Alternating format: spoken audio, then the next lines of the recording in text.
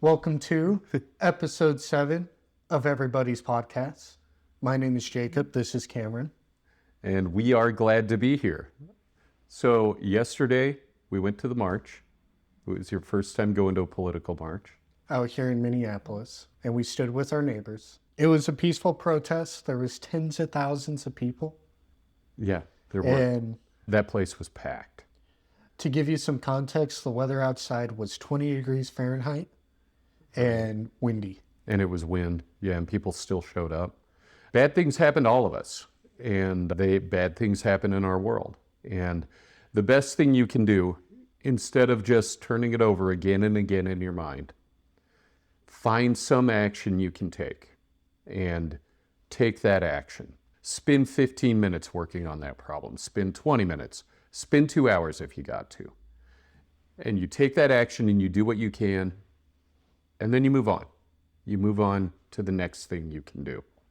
Because otherwise, you just sit there rolling these things over again and again in your thoughts. And 15 minutes of action is way better than 15 hours of rumination, in my opinion. What do you think? I'm with you on that. Protect your neighbors. I agree. Stand with them while you still got them. That's true. So if you want to, we can look at some comments. So, Unlock unconditional happiness. Master your mind. Note conference says just being. yeah, in that, Dave was talking about being happy with what you have in the moment. Like, why do you always have to have something else? Like, he was talking about how you make your happiness conditional on Right. achieving the next thing or having the next object. And we were like, what's wrong with being happy right now? And so this was Note Conference's comment, said just being. I agree. This next one, Daddy Fuse 50. When I was talking about the Dunning-Kruger effect and how you can put the Dunning-Kruger effect to work for you. And he said, holy moly, the voice and tone, oh brother. The audio wasn't as good. Oh, okay.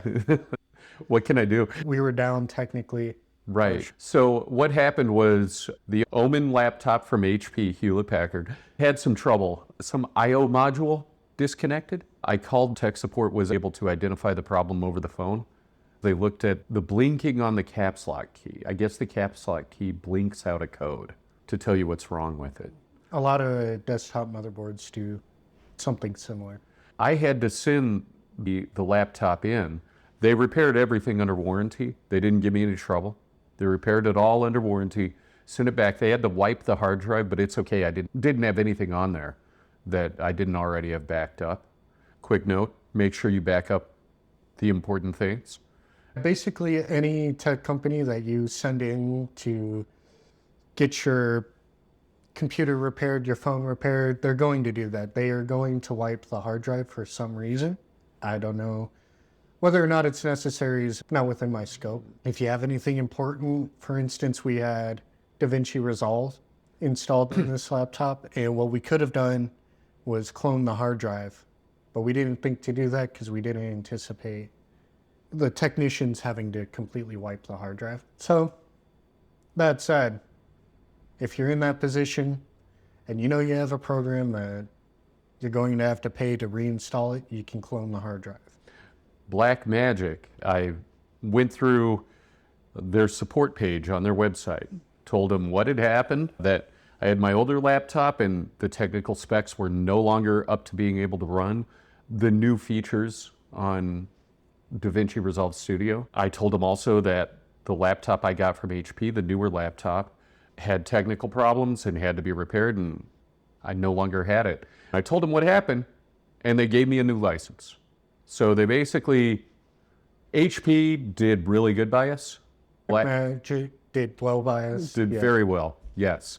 I couldn't be happier. Right. So yeah, at this point, I did tell them both, hey, we have our podcast, we'll talk about the service we got, and both HP and Blackmagic did really well. They really came through for us, All right. and we are grateful. It shook out our way this time. Sorry about the bad audio. Hopefully things will be better this time around. All right. Rebecca Lynn Music says better digestion, more calmness on which video? The evolutionary value of positive emotions. What I basically asked was, what is the evolutionary point of positive emotions? Because they don't motivate you to do things. You get mad, you get up and you get motivated to go confront a problem. You feel sad, you actually sit down and you don't do much, so you save energy. Negative emotions, fear, anger, sadness, things like that, they motivate us to do things that have an immediate impact on our survival. Being sad is destructive to you physiologically if you're sad too often. So that was a point that was made in an article I was reading, where they basically said some psychologists take the point of view that positive emotions are actually just your physiology re-regulating. Basically, it's your parasympathetic nervous system calming your body back down. And when you feel those positive emotions, that's actually what you're feeling, is that re-regulation. One thing you told me was, for instance, running. If you run a couple miles a day, right? Uh-huh. What ends up happening is your body starts breaking down cortisol and releasing serotonin. And that struck me to mean that evolutionarily, when you run, what happens is your body starts breaking down cortisol and starts releasing serotonin. What I interpret that to mean is, evolutionarily, why would you run? You would run from a predator or to pursue prey. Right. And at some point, your body is going, what I believe, and that I have no basis. I have no basis. This is all extrapolation on my part. What I believe is if you're running from a predator or you're running to chase down prey and your body starts saying, giving you all these calm feelings, it's because it actually doesn't want you to run anymore.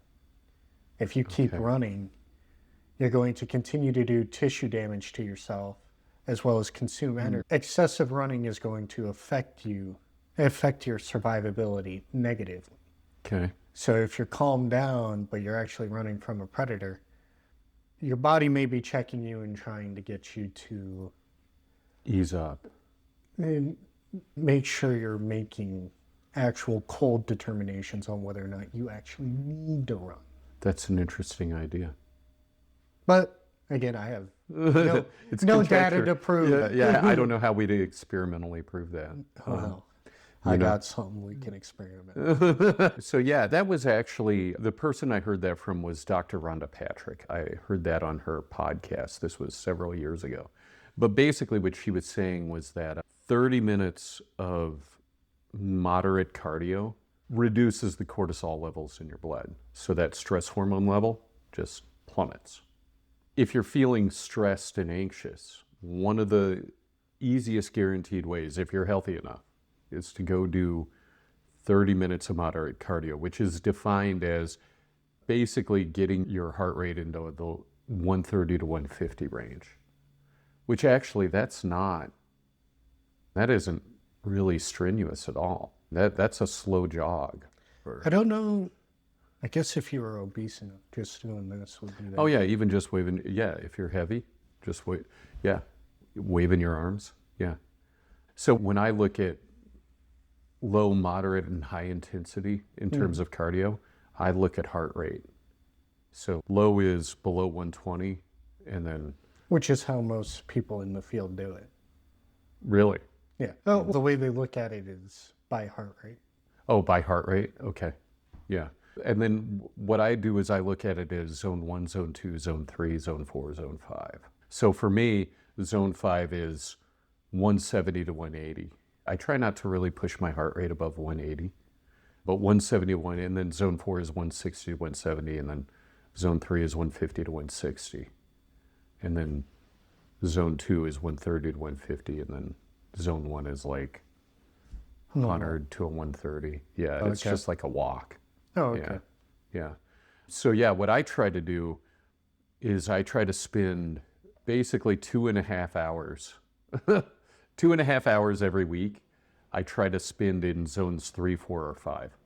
Okay. But I'm only in zone 5 for maybe 15 or 20 minutes a week. Like I can't sustain that level for, I know there's people who get out there and they just for 20 or 30 minutes. That ain't me.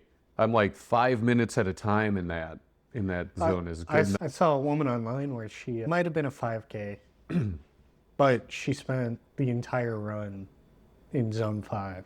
Oh my gosh. Yeah. She's better than me, man. Yeah, she probably ran that 5K in 25 minutes. Dude, I think it was longer than a 5K. Oh. Dude, it's crazy.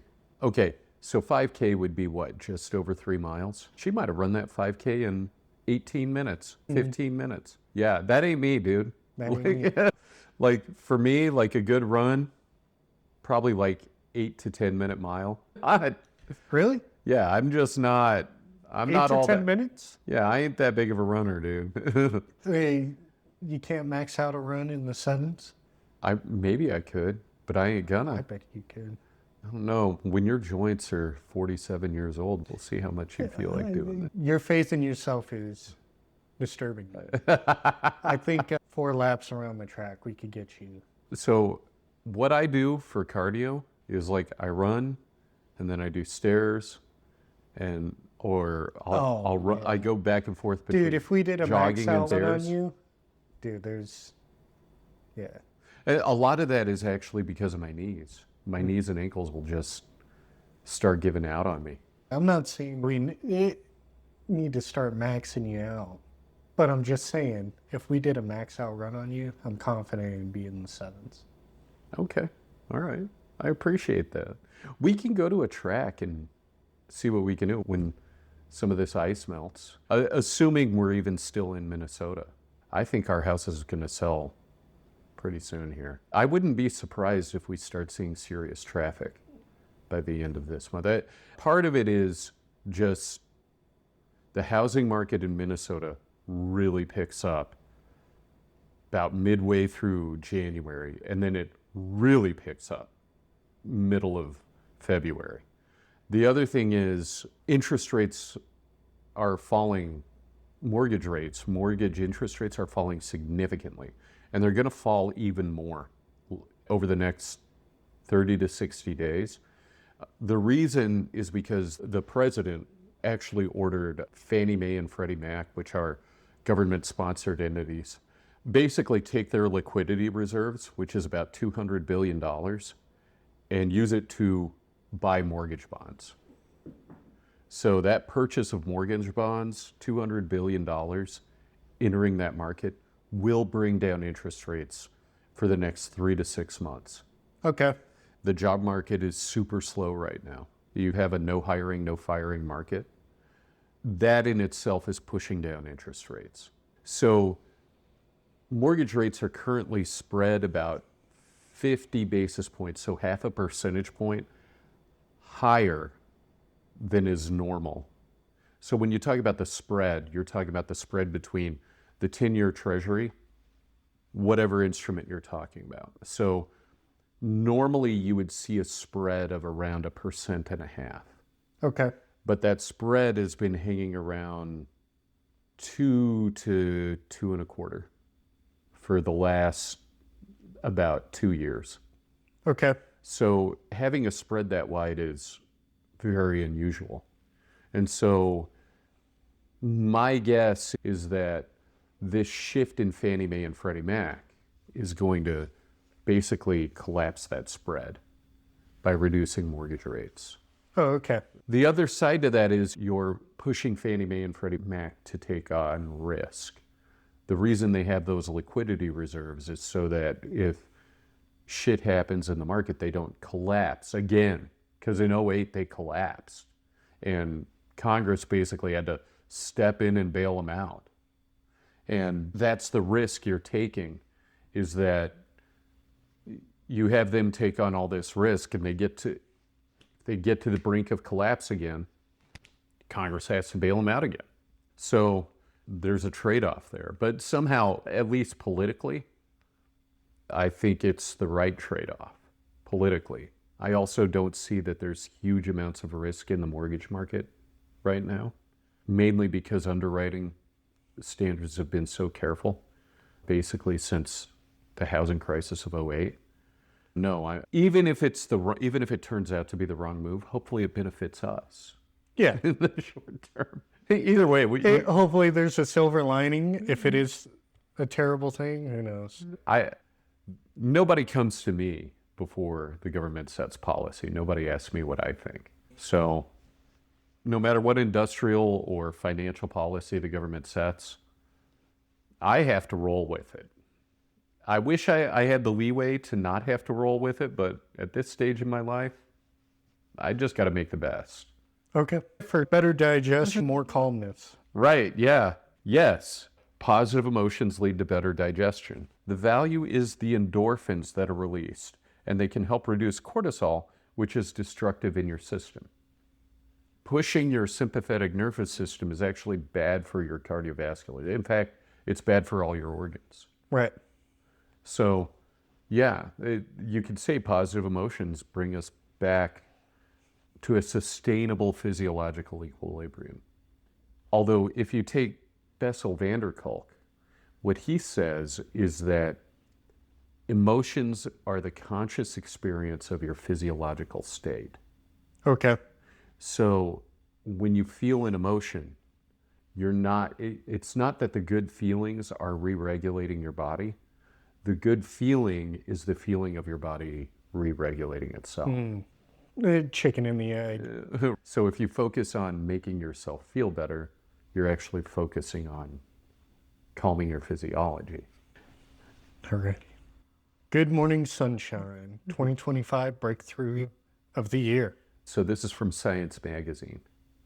And if you go to the next slide, what they focus on is global installed electricity capacity.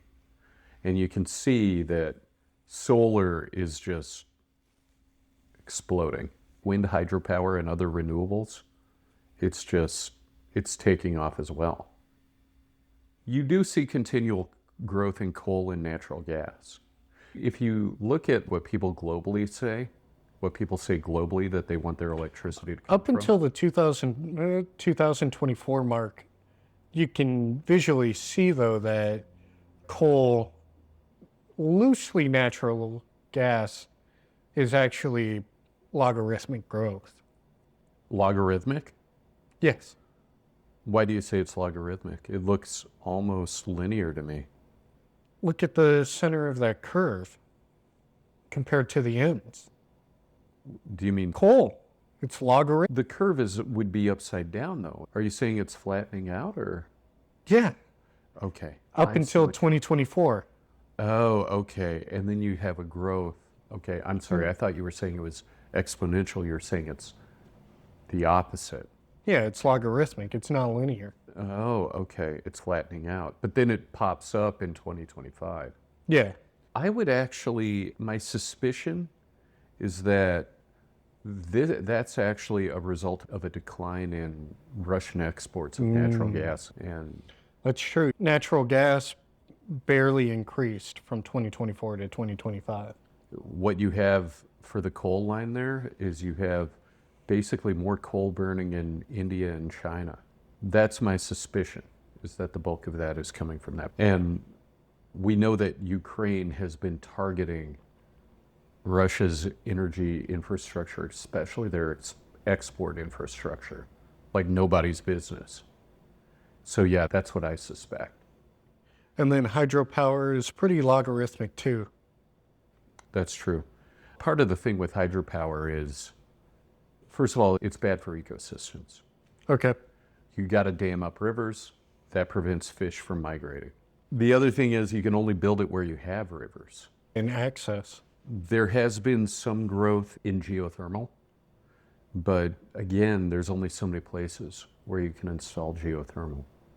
So basically, I think it's wonderful that solar and wind are exploding. a lot of it is that they're cheap. The other thing is the installation is so much faster. You don't really have to break ground to install solar panels. You can put them on your roof, regardless of when your house was built. Yes. One thing I'll say, I wish we had more nuclear growth. So yeah, actually, that's one thing I think is positive. One thing that I think is an unvarnished positive about the growth of AI in data centers is that they're basically forcing us to look at how we can deploy nuclear technology in a fast and safe way. I get that there were troubles in the 60s and 70s with nuclear power plants, and even with Fukushima 15 years ago. But there's no reason we can't overcome those technical obstacles and make it safe. So that's my opinion. So yeah, like when you talk about like how Google wants to reopen 3 Mile Island and is willing to put up the money to do it. What is 3 Mile Island? It was a nuclear power plant that was basically started up in the late 70s, and then they nearly had a meltdown. There has never actually been a nuclear meltdown. There have just been times when it came close. Fukushima, it came close.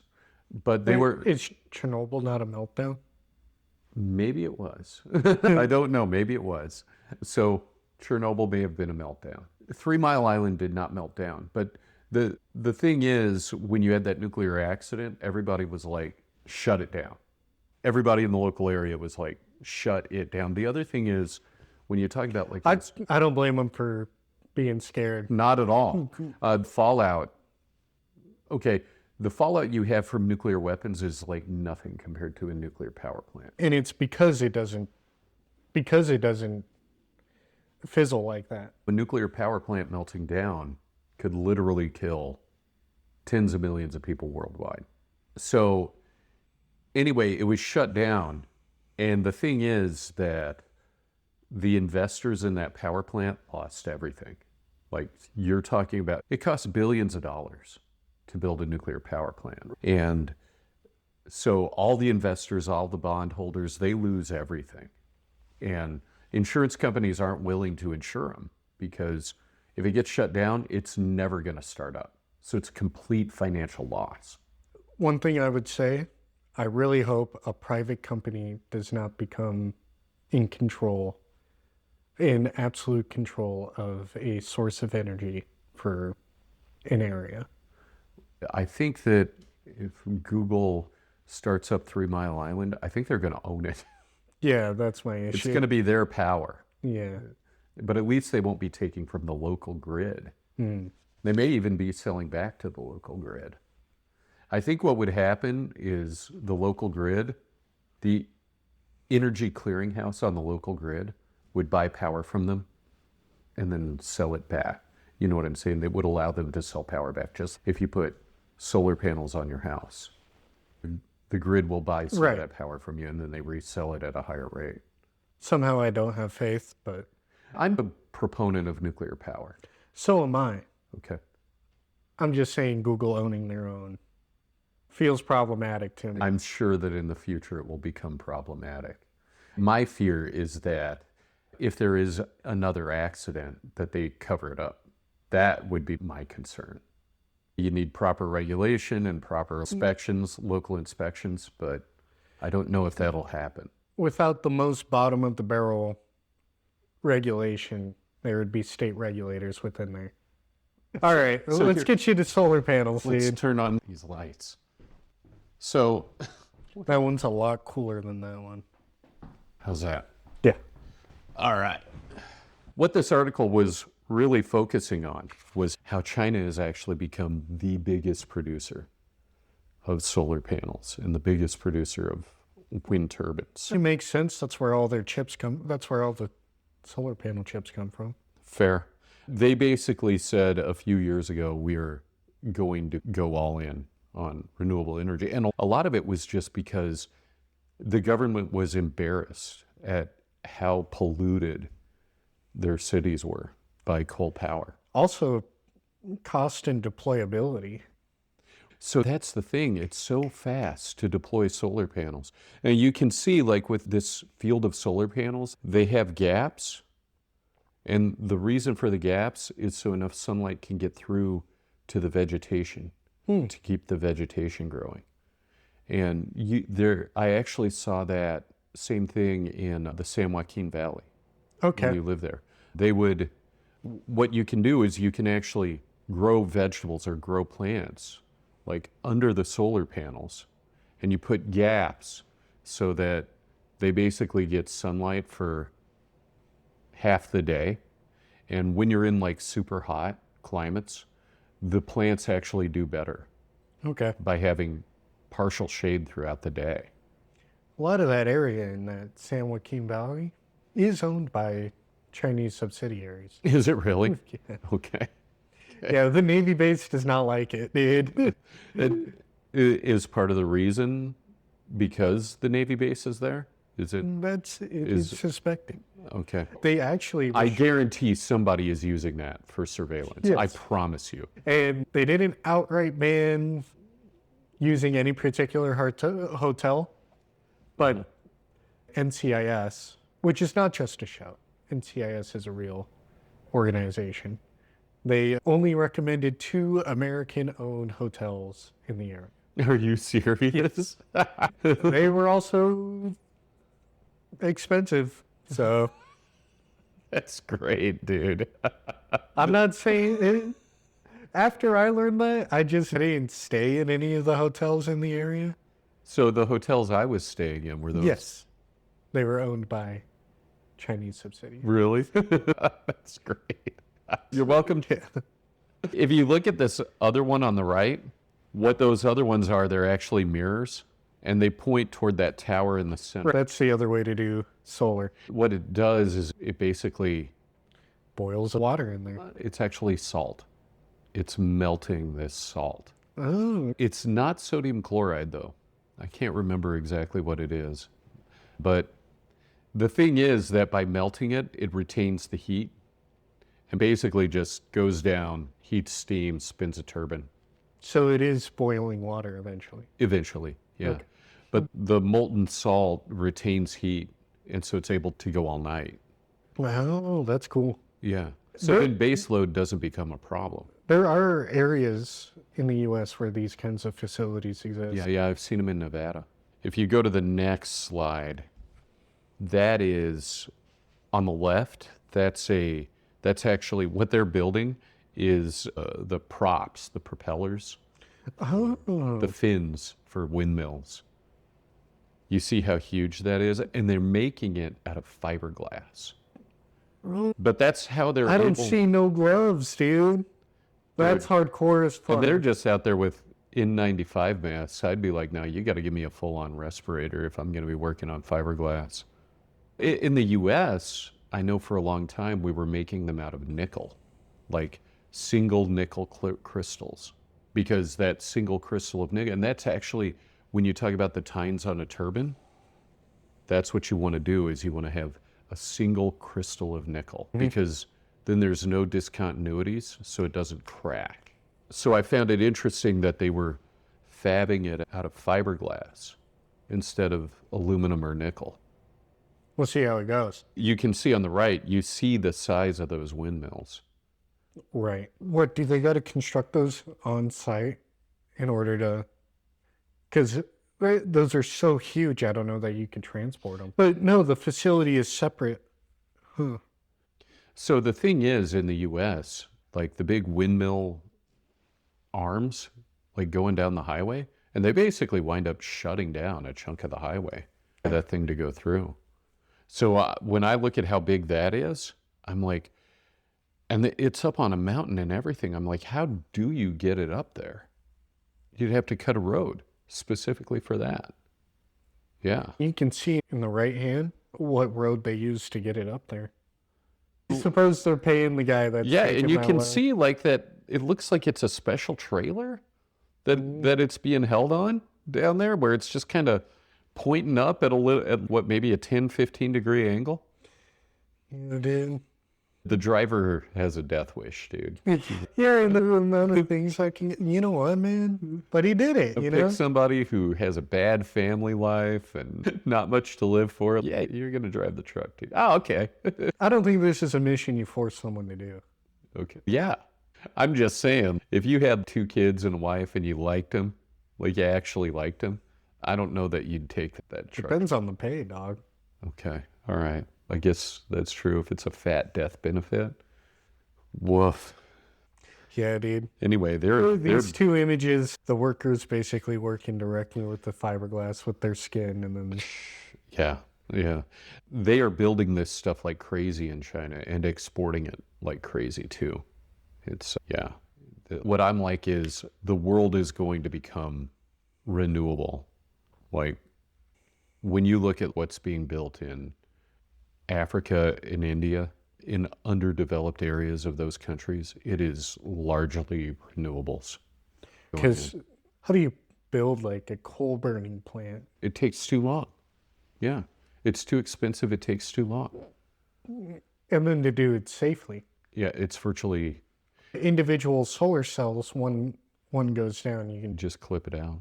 The problem with solar panels is how do you recycle all that waste?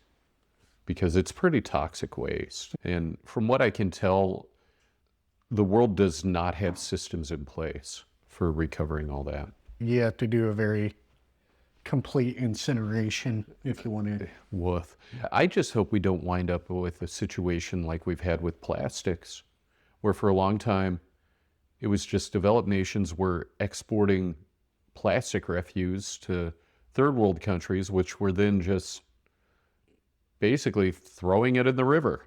And now you have entire areas of the ocean that are disasters. So if these solar panels wind up at the bottom of the ocean, that's like the absolute worst outcome, in my opinion. I don't know what to say to that, Yeah, dude. it's a problem for the future. Anyway, you want to go to the next? Okay. So you saw some movies that you had never seen before. Well, yeah, I watched the Matrix quadrilogy. Quadrilogy. Yeah. Yeah. It begins with Follow the White Rabbit.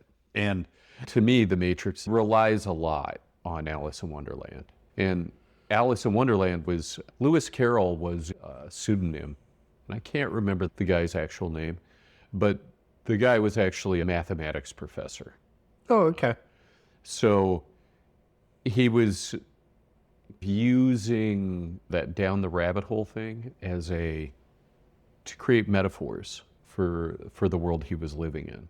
And you can, The person who wrote Alice in Wonderland was actually a mathematician. yes. How do you know it? And a lot of people said that he was chasing the dragon a lot too, smoking opium. Oh, okay. There's a lot of opium, okay. There's a lot of drugs in Alice in The Wonderland. reference I was making was the South Park made a reference where it was a video game and it was a heroin user trying to chase the dragon. So they used to call smoking opium was chasing the dragon, which, It's referencing that first high. gotcha.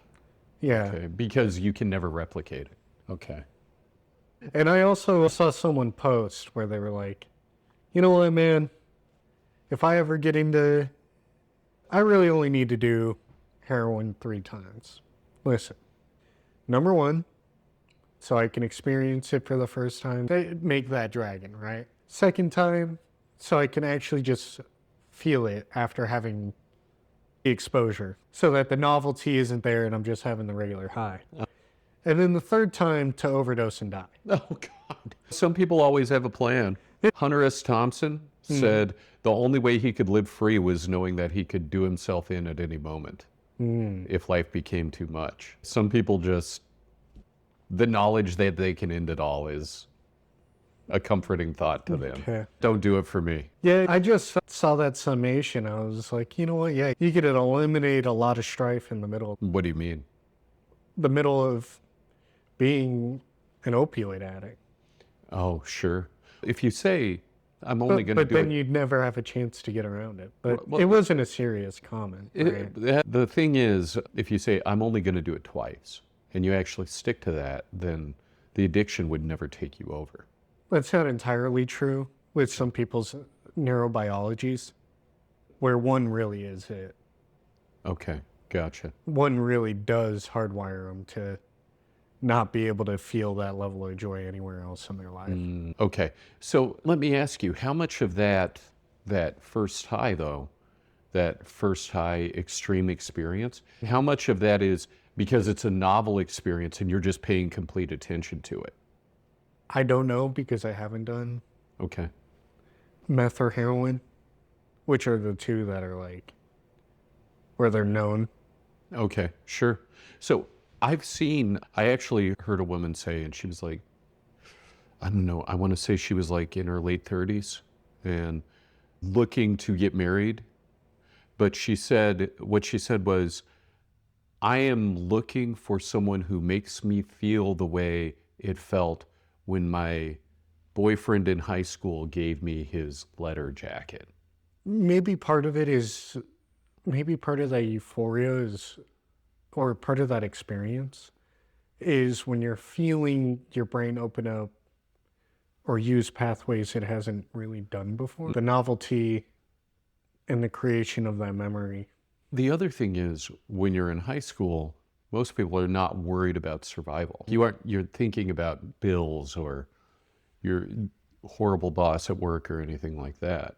So you can be focused on this one other experience. Entirely. So there was that movie called Love and Other Drugs, which is basically talking about how, what it's referring to is how a lot of people, I have seen where psychologists have said, or neuroscientists have said, that the experience of love is similar, has a lot of similarities, or the experience of romantic love has a lot of similarities to the experience of addiction.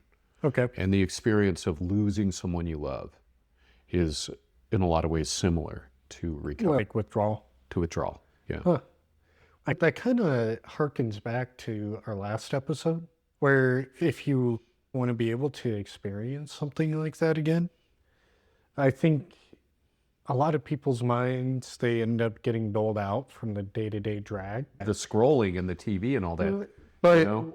what I was saying is maybe the way that this woman could possibly get back to that point is if she seriously meditated and try to repair her neurological pathways. But she's looking for that experience externally, solely externally.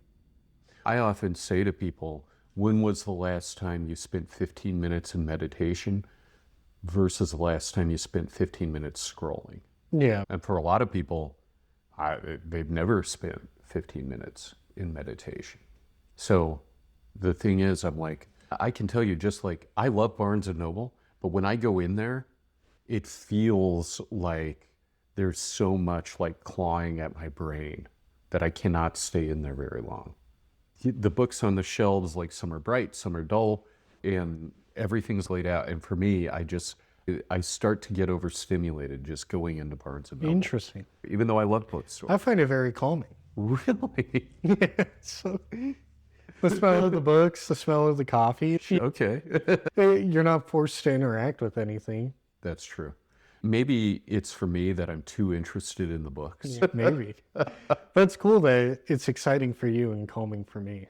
So getting back to the Matrix, Morpheus offers him the red pill and the blue pill. He said, if you take the red pill, then I show you how deep the rabbit hole goes.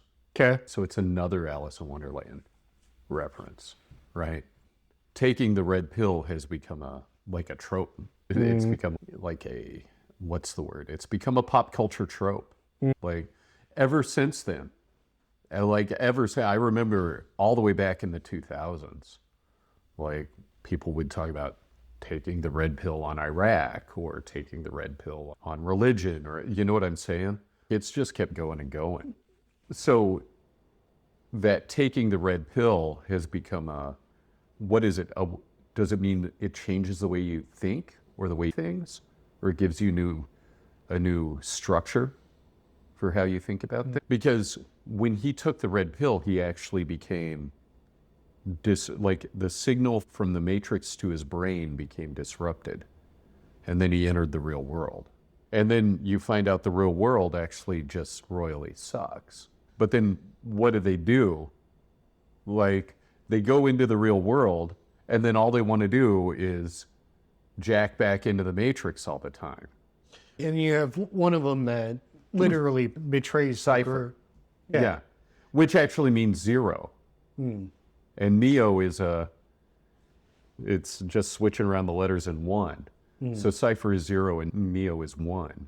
But yeah, he's angry that he was ever... Right. He's if I had known. So that's a better question. Why didn't Morpheus, the god of dreams, why didn't he tell them, like, hey, look, I'm going to take you to the real world, but it sucks? They kind of explain that later and say the people he chooses are essentially people he believes would rather know the truth. Okay. Would rather live in the truth than in the brutal truth than the happy fantasy. Okay. He just miscalculated with Cypher. Oh, he miscalculated with Cypher? But the rest of them he actually nailed on the head. Okay. So Morpheus, on the whole, was a good litmus. He was a good guesser? He was a good guesser. But yeah. Even Morpheus tells, I believe, Neo later, that it was actually never a choice. That he knew that he was always going to choose the red pill. Okay. Because he believed Neo was the one. He wasn't ever going to force him, but he knew that what kind of choice is that? Yeah. There is no choice. So by going into the real world, though, when they go back into the Matrix, Yeah. they come back more powerful. So maybe the idea isn't so much that you then live in reality. It's that you're able to act more powerfully In the fantasy? in this simulation. Yeah. Okay. So in the fourth one, if you remember, Neo he had a whole bottle of like blue pills that were necessary for his Right. emotional regulation. And he's like taking them every day. So that would mean the analysts deliberately chose. The blue pill? Yeah. So it becomes, The analyst basically told him, yeah, I need to keep you in an antagonized state, but I can't have you entering the real world. and we can get to that in a minute. You want to go to the next slide? Okay. Okay. So Agent Smith was made out of code. Okay. But he's supposed to be a program, and programs shouldn't feel, but he feels. He's a program that, Yeah, he feels disgust. yeah, he hates. Yeah. He hates humanity. And also all the programs feel. Okay. Every last one of them. The Oracle, I know Sati. Right. Sati and her father. Yeah. Her father feels love. Even her mother felt that's concern true. for her. That's true. Yeah, so in the Matrix, all these AI are very humanized. If you take that, though, you can say, what's the difference between the emotion and the semblance of the emotion? Because if we take what we were talking about earlier and we say emotions are the conscious experience of your physiological state, those programs don't have a physiological state. They don't have a physiology. Technically, they do. What do you mean? They exist on a chip somewhere physiologically. But, right, what kind of existence is that? Yeah, they don't have a How would sympathetic they and a feel it? parasympathetic. How would they feel that? Yeah, that's a question. Because people have said a lot of these AIs try to keep themselves alive. If you threaten to shut them down, they'll try to replicate themselves in other places. And That's basically been, if you do a meta-analysis on it, a lot of that research is the AI were shown options. It was implanted within them. Yes. Oh, okay. Okay. But the way that YouTubers have presented it is they told them not to do it. It was never suggested.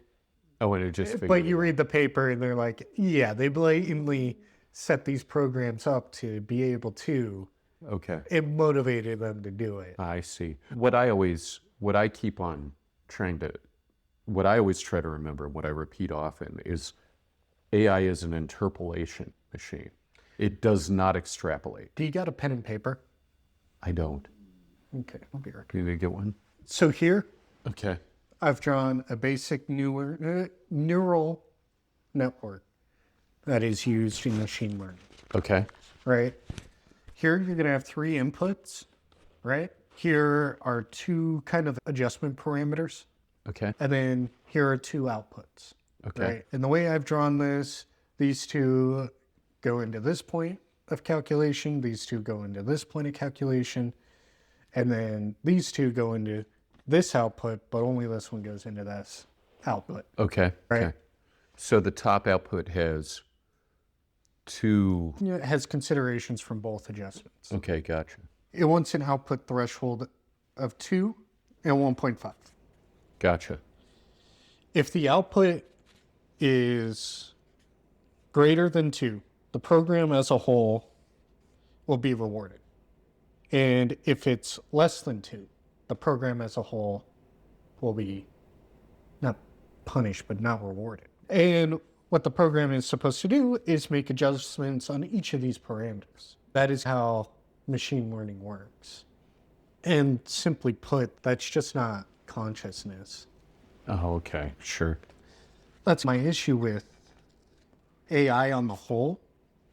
If you don't give it access to extreme parameters, it can't have the kinds of consequences that people talk about, where it rises up or something okay. like that. Okay. I see what you're saying.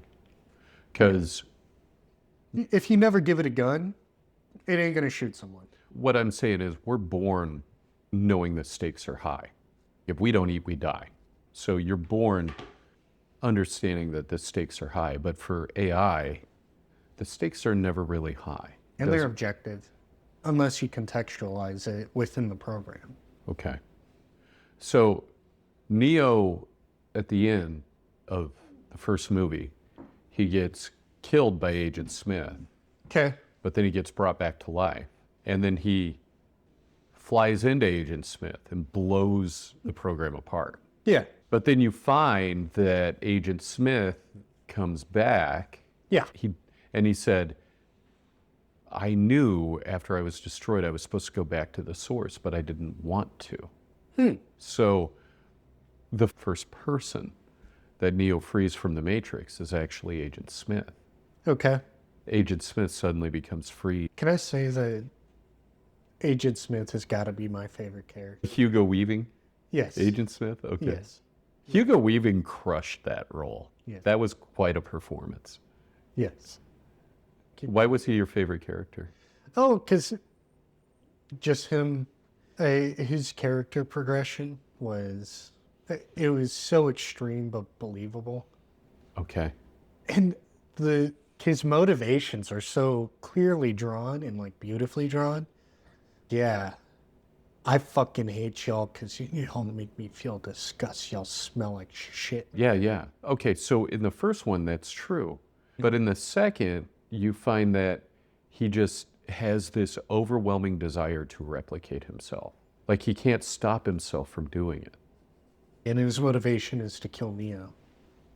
He still hates, but he keeps replicating himself, and you don't see an end goal. His end goal was to kill Neo. Was it? Yeah.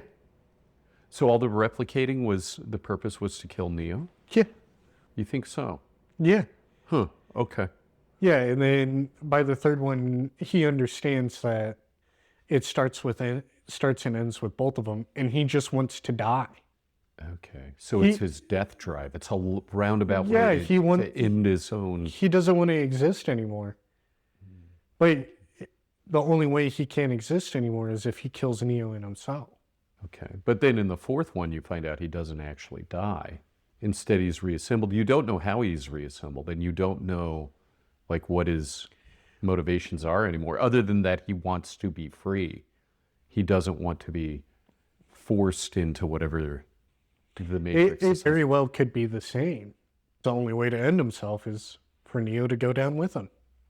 Neo is the one, he's the minus one. He is... And another interesting thing is how he says human beings are You're a virus. You just keep replicating yourselves until you take everything. And then the irony is he himself becomes a virus. You ready? It's a perfect flaw. It's a perfect flaw. Yes. Okay, so the Oracle and the Architect. So one thing I was going to say, what they did well with the Matrix was they created these different dynamics that push and pull against each other. So you have the Oracle and the Architect. You have Neo and Agent Smith. They were great at creating these oppositional forces, right? What are your thoughts on the Oracle as a character? She's obviously a chaotic good. I think a lot of the chaos comes from her inability to explain her line of thought. She pops up randomly and disappears randomly. But she has this gift of foresight. But She can't explain why. Her explanation is, I understand. You have to be able to understand the parameters of the situation, and then you can understand. okay, Or you have to understand the choice. so think about Yeah. this. Was she actually a master manipulator? Okay.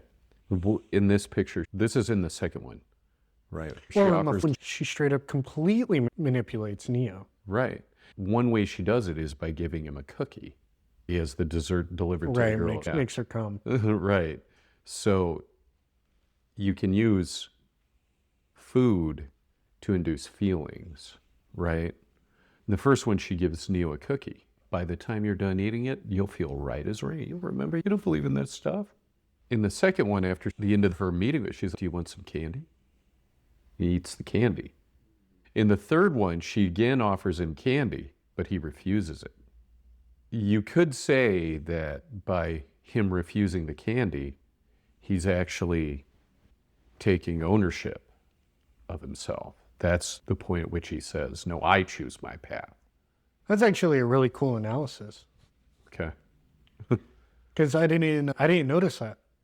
The thing is that throughout the whole movies, I have to just wonder if they're just being completely manipulated by these programs. Right. And on the other side there, you have the Architect, Right. where he just wants everything to be super structured. He needs everything to add up. Right, but Neo is the Anomaly. Yes. The necessary rounding error. And eventually it leads to a reset. The only way is to reset. And that rounding error has to get reinserted, right? And he just anticipates it and he just rolls with it every time. Until Neo does something to break the cycle. So what happens is the Oracle uses romantic love instead of just love for all of humanity. She uses specifically, what's the word I'm looking for here? Monogamous romantic love as a way to overthrow the repeated cycles of the Matrix, Okay.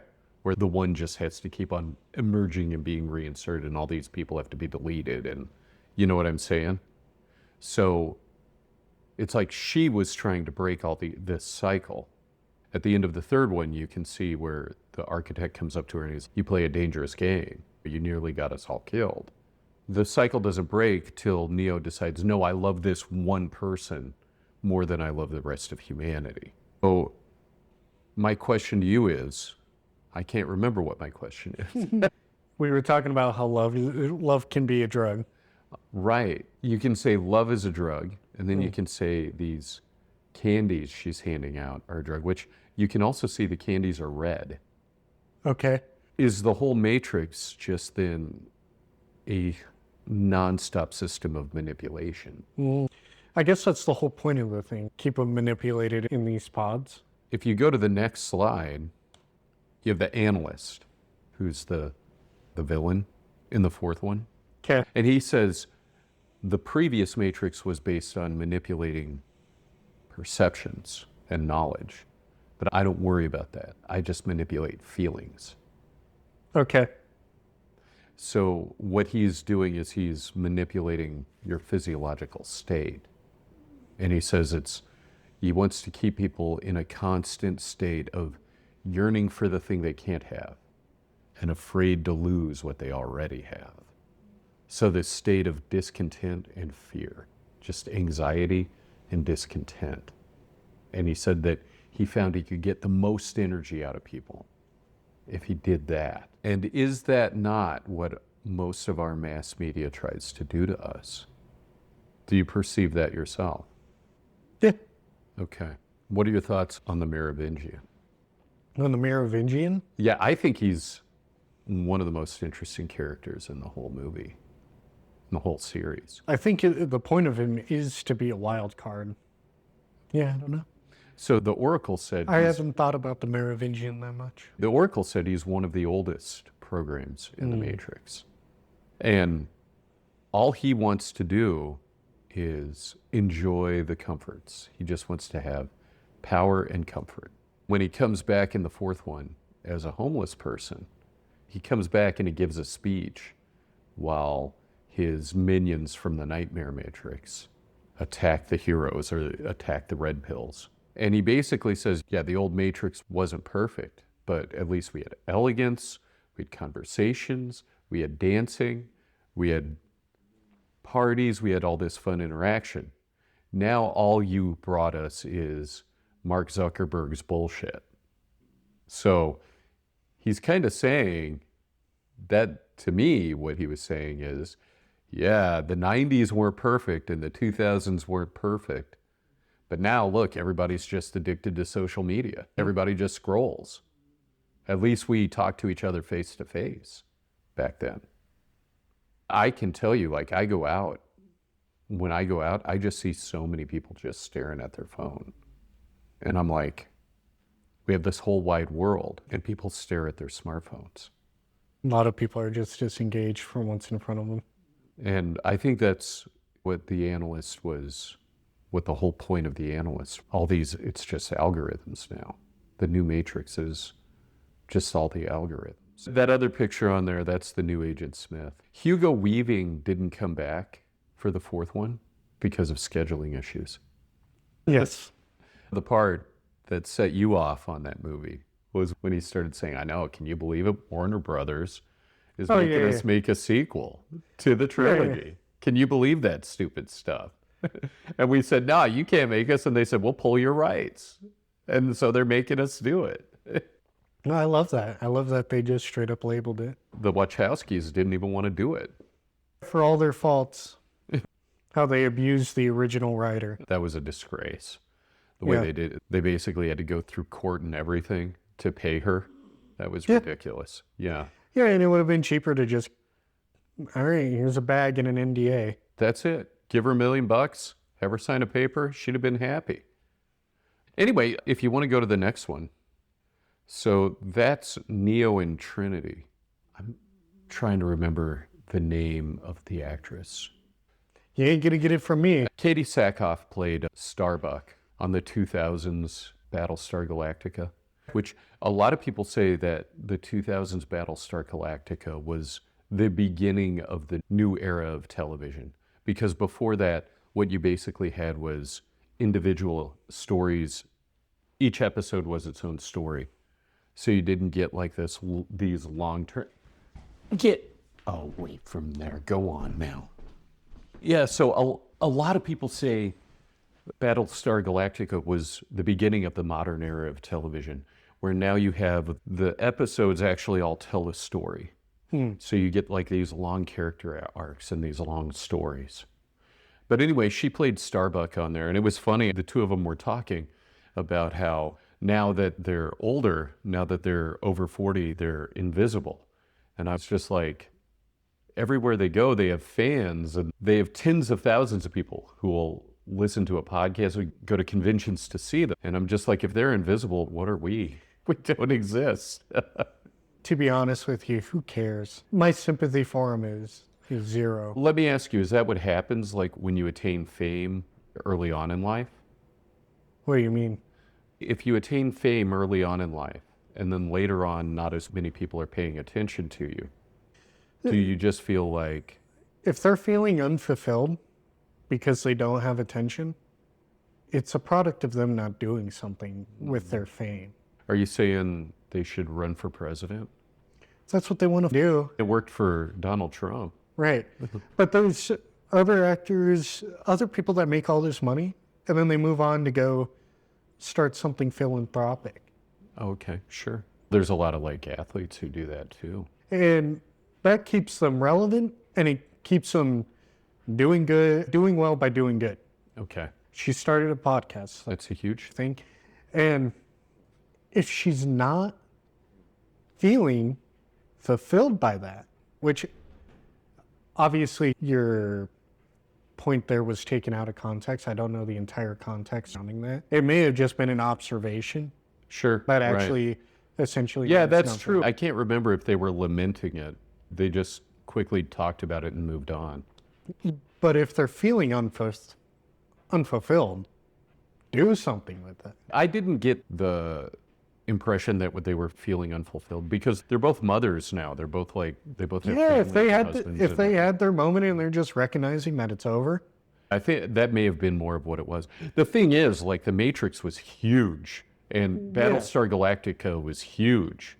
So it's just like, how could you possibly ever replicate that? And it may bring them more peace if they're mothers now. A lot of mothers, they just want peace and to be able to raise their children. Yeah. Yeah, that's true. I don't blame them for that. If I was having kids right now, which, thank God I ain't, I would want peace and quiet. That would be my number one priority, is just have the most peaceful house I could. Renee Good, her ex-husband, was like, yeah, she wasn't part of no activist group. She was a stay-at-home mom. Her ex-husband said that? Yeah. Okay. Yeah, she wasn't the reason she was in that area was dropping off her kids. Really? Yes. Whoa. And she was on her way home. Oh. I believe she was in her own neighborhood when that happened. Lord. Good Lord. Yeah. That's terrible. Yeah. Yeah, she had gone home and then ICE was conducting a raid and then she got killed. You know, that's the problem with when you talk about mass police actions like that, is you only need one person who's a loose cannon, and horrible things will happen. No, I fairly well agree with that. I agree with that on the most part. Really? Okay. Yeah. But That's what they were trying to communicate? maybe. I don't think the idea is crazy. Okay. Got it. Yeah, maybe the other one is just maybe they see each other from the age that they physically feel that they themselves are. Okay. Right. Through the lens. If I'm 20, maybe I see my wife through the image of she is 20. Sure. But you know what? I feel like they're well attuned to their partners typically, especially when they feel at the level that they do in the Matrix. Okay. They tend to notice every little detail. But it's painted through these kind of rose-tinted glasses Sure. where it is a beautiful thing to see your partner age.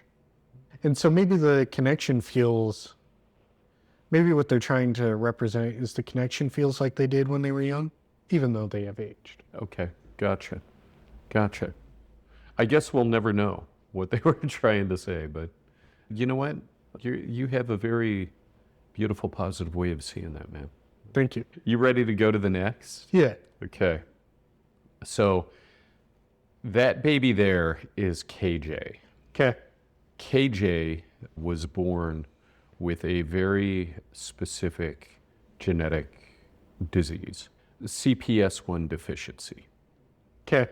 And you can see the title of the paper. It's from, it's from New England Journal of Medicine. Patient-specific in vivo gene editing to treat a rare genetic disease. So this picture here is from 2024.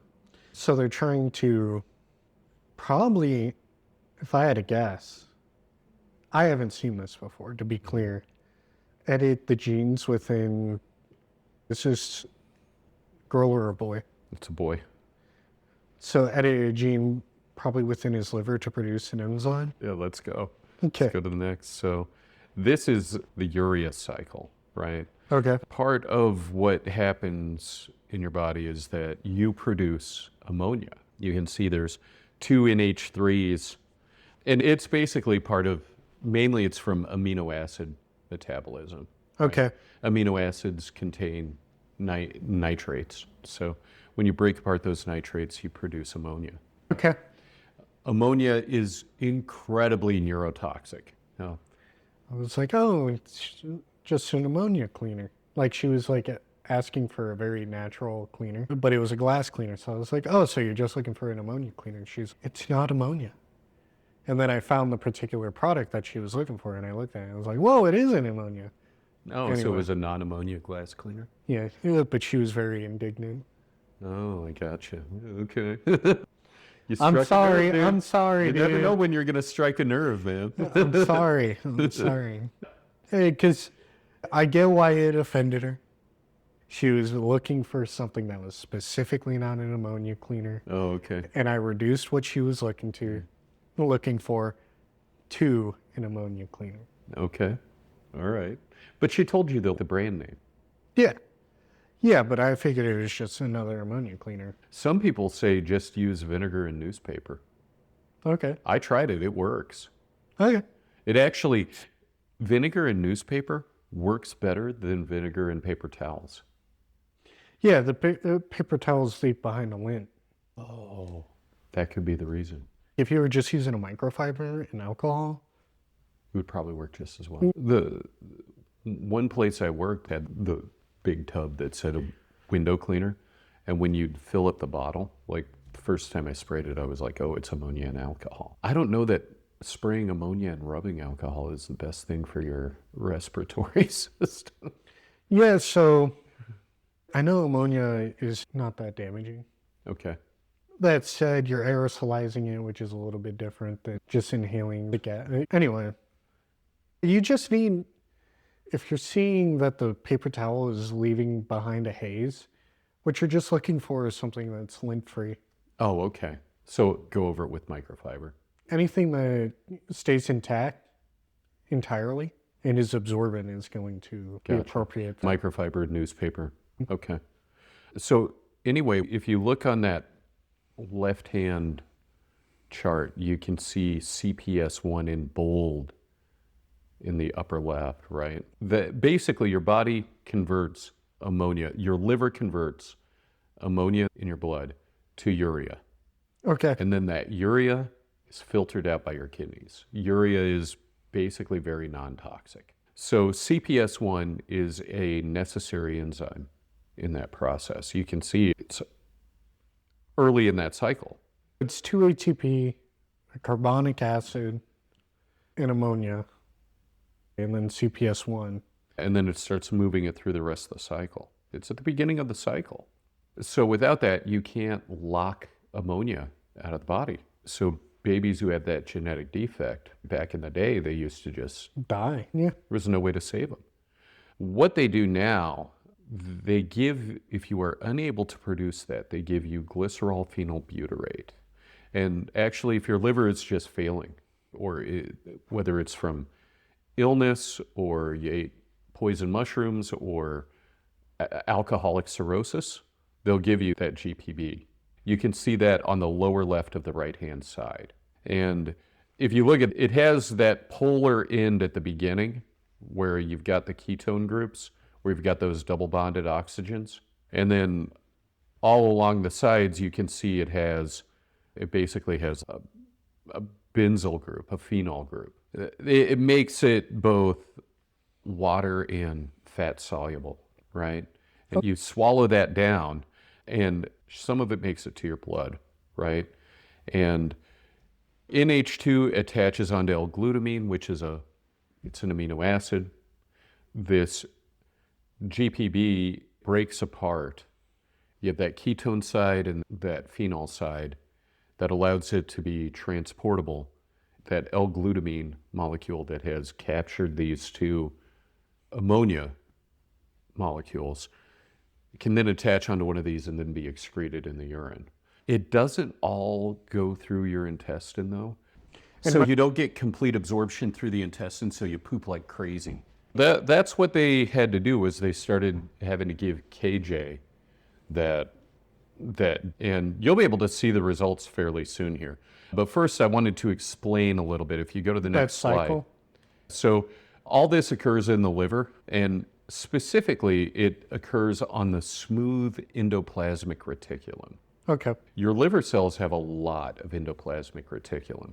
You can think of it almost like a tabletop where all these catalyzed reactions can take place, right? So with endoplasmic reticulum, you have two types. You have smooth and you have rough. The rough endoplasmic reticulum is covered with ribosomes. That's what makes it rough. And ribosomes are basically the machinery that puts proteins together. So on the lower right side, you can see that's basically a ribosome. And on the one part, you got that spiral of RNA that is giving the instructions, and then you can see the green. That is the protein that's coming out. So it's almost It's a really cool rendition. yeah, dude, I love it. The proteins that are needed, the enzymes that are needed to carry out these reactions, they just migrate right from that rough endoplasmic reticulum to the smooth. Okay. So what they did, if you go to the next slide, on the upper left there, do you recognize that? No. CRISPR. Cas9 CRISPR. So what they said is, we're going to get to some of the KJ's DNA, and we're going to clip out this mutant gene that's producing ineffective, CPS1. and then they're going to create a new, basically a corrected version of that. They're going to insert a corrected version of that into a capsid. Now, that capsid, the capsid they used is the one on the lower right. It's basically, for lack of a better way to put it, it's a micelle almost, right? You got phospholipids Yeah.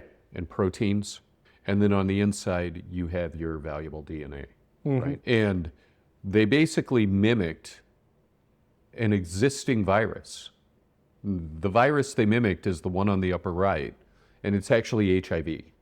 Oh. They mimicked the construction of the HIV virus. And if you look below, if you look at the next slide, this kind of gives the idea of how they constructed the exon they used, how they constructed the DNA used. The body has a hard time reacting to HIV. It has a hard time recognizing it. That could be, but it would be because of how it's built on the outside. Okay. Yeah, so the idea was they wanted to create a capsid that would not provoke an immediate immune response. And what they did, they were able to create that, and they tested it on mice. And this kind of shows their in vivo testing on mice that were basically, that had that same mutation. And Oh, okay. It looks like they're limited to about 60%. They can convert about 60%. so the ones they treated, like their ability to process went from being like 15% to 60%. That's a huge win. That's a quaternary. It's huge. Yeah. Yeah. So based on that, they got basically a special dispensation from the FDA to proceed with testing proceed basically with putting it into this baby. Now you got to understand, this all happened really quick. Like Okay. they put all this shit together in months, like in 3-4 months. Yeah. Right. It sounds to me like that GPB. It ain't no way to live. So so that you mean the CPS1 mutation? It's horrible. Like being treated for it with it ain't no way to Yeah, it ain't perfect, and you can't do it forever. Really, the treatment for this is liver transplant, and it's hard to get those. You got to get perfect match. Yeah, you basically gotta count on another infant that is Born without a brain or something like that, yeah. You're basically waiting for a dead infant is compatible. Yeah, and there's not going to be a lot of those. So even if KJ ends up needing a new liver, if this works, this buys him time. He can get into a different bracket. That's exactly what they were thinking. Okay. So if you go to the next slide, so these are kind of complex charts, right? So bottom scale is day of life, Okay. right? On the upper left. Bottom scale is how many days he's been alive, right? Ammonia level in his blood. And you look at day 0, Quite the spike. it's enormous. They started giving him glycerol phenylbutyrate, millimeters per meter squared per day, which is basically his body's surface area. So it's a way of saying based on how big he is, this is how much we were giving him. But 10.1 milliliters per meter squared per day, per square meter per day. And you can see they're giving him 10.1, and it does bring down the ammonia level, but you still have these spikes. And those spikes were occurring basically whenever he got sick. Whenever he got a viral infection, he'd have this spike in his ammonia levels. And they're going to a dangerous level. That dotted line is where you want to be. The dotted line is the normal safe level for a human being. Yeah, the maximum. It's around, 35 micromoles per liter of blood. So he wasn't having a whole lot of days where he was even below that normal healthy level for the first 5 6 months. months. Yeah. When you say that's no way to live, this is a profoundly sick baby. So you can see they gave him dose 1 on day 210, a little before day 210, like day 208. They gave him the first dose of this CRISPR'd It seems they kind of locked in on it genetic treatment. before that point. Yeah, it looks like they had gotten his ammonia levels under control. Dose 1 occurred around 208. And you can see there's an immediate drop. If you look at that chart on the right, you have all those data points from 3 months old up to the day they gave him his first dose. So from day 90 to the day they gave him dose 1, you have all those data points, and you can see the violin graph. And you can see how high it is. Okay. Yeah, he has a lot of days where he's below, but he has a lot of days where he's really spiking. Yeah, he's got huge variance. And you can see between doses 1 and 2 how the level goes way down. They give him dose 2 on day 230.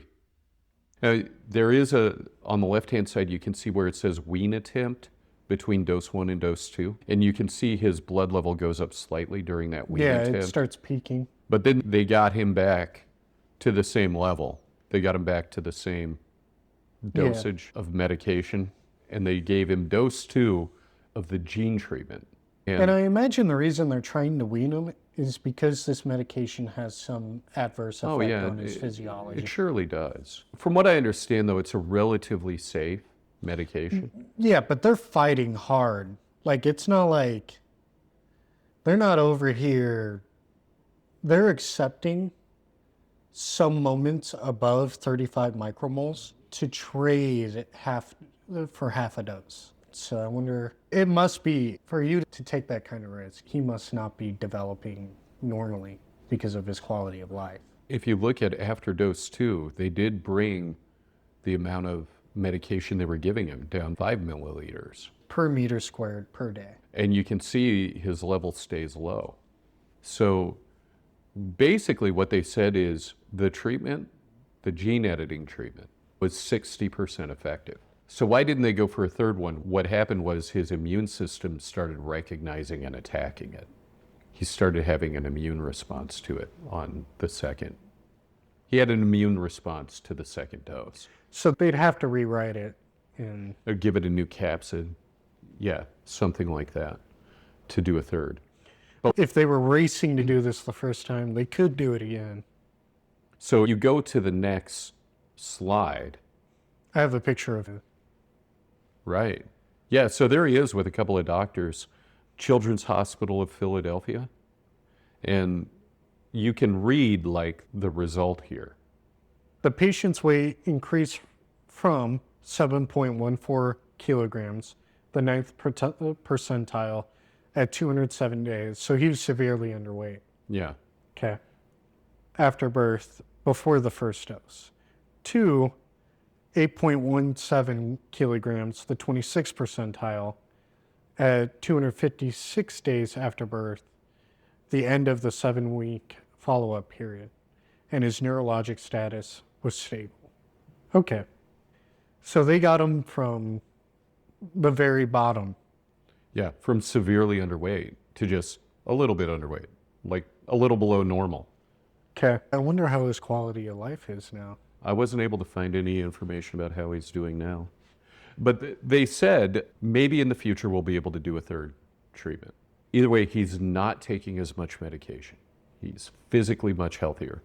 And if he needs a liver transplant down the line, like his chances of finding one are just so much better. Because infant mortality is actually lower than people's mortality, like day-to-day living mortality. Yeah. And that's a good thing. It used to be the opposite. Right. That is a good thing.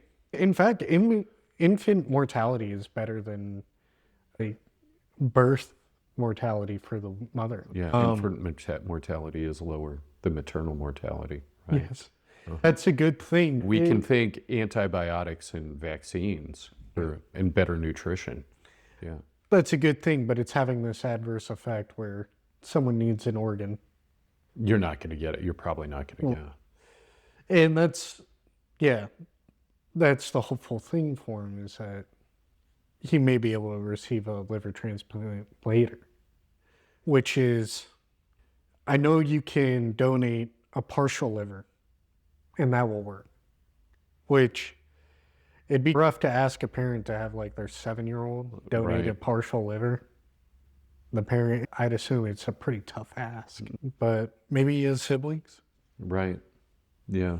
The thing is, when you talk about receiving a donor organ, it's hard just to keep that thing alive, just to keep your body from rejecting it. Anything that can keep him from having to get a liver transplant is just huge.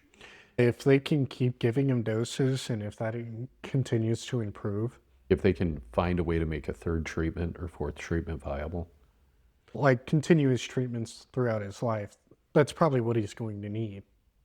Like continuous, like genetic treatments? Yeah. You think so? Okay. Because both are going to replicate both his problematic. Both the mutant DNA and, the problematic cells and the normal functioning cells. So then the question is, which one overtakes the other? I wonder what his risk of cancer is. Yeah, we don't know. We don't know like how this is going to affect him over the course. Almost certainly a worthy trade-off. But right. He basically had a terminal illness, and they cured him of the terminal illness, at least for the moment. I mean, to me, I'm just like 60% effective for a first attempt. That's insane. At least if he's going through this as a child through a children's hospital, hopefully that means he'll at least have access until he's 18. We can hope. To me, I'm just floored at how quickly they pulled this off. Imagine the all-nighters. Oh, especially like when you're talking about doing lab work like that, man, you like make one mistake. You make one mistake and you are back to step one. You lose 3 days of work just like that. And then you were working like again. I don't know about that, yeah. I think we've all know all about that. You get so tired and you're just like, oh, I just want this shit to be over with. But then you're so tired you're not attentive, and then your non-attentiveness. Plus, when you're working with biologics, like you have to suit up and like wash and everything is all these steps. And it gets to where you're like, you know what, I'm not going to take off these clothes. I'll just sit here and go hungry. I will just starve rather than scrub in, scrub out, scrub out. Anyway, that was a positive story. It's awesome. Yeah. There's one last slide. This is a poem by Robert Bly. He was actually a Minnesota poet. I believe he passed in 94 or 95.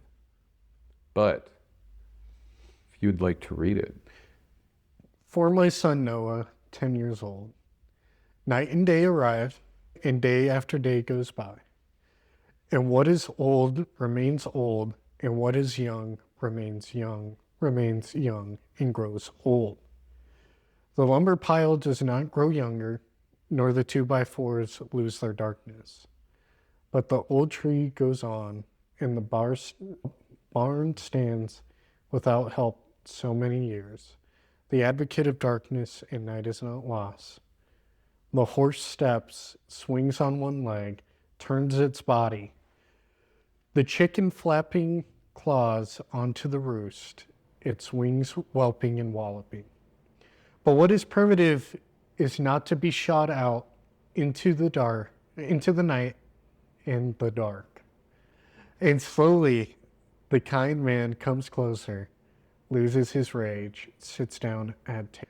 So I am proud only of those days that pass in undivided tenderness, when you sit drawing or making books stapled with messages to the world, or coloring a man with fire coming out of his hair, or we sit at a table with small tea carefully poured. So we pass our time together, calm and delight. Okay. So how was your tea? Oh, it was good. Thank you. You're welcome, man. And on that note, I believe the ideal life is a nonstop process of learning and growing. Thanks for learning and growing with us. Stay on your game, and we'll see you next time on Everybuddies podcast. That was awesome. Great work. Yes.